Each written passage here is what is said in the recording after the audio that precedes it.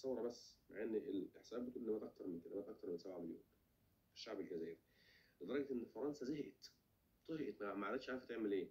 حتى النشيد الوطني الجزائري نفسه، وده يمكن النشيد الوطني الوحيد اللي انا حافظه غير النشيد المصري، النشيد الوطني الوحيد اللي انا حافظه النشيد الوطني النشيد الوطني الجزائري، لانه نشيد فعلا قوي جدا يعني. اللي هو قسم بالنازلات الماحقات والجبال، نحن نصرنا في حياة أو ممات وعقدنا العزم أن تحيا الجزائر. وبعد كده بيقولوا بعد إيه؟ فاشهدوا فاشهدوا فاشهدوا.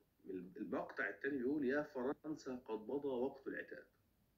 اه والله في النشيد الوطني الجزائري كده بيقولوا كده، يا فرنسا. طبعا فرنسا كانت العدو المحتل للجزائر يعني. بيقول يا فرنسا قد مضى وقت العتاب، ما عادش في عتاب، وطويناه كما يطوى الكتاب. احنا قفلنا مش هنعاتبكم تاني، مش هنتكلم معاكم بقى، تمام؟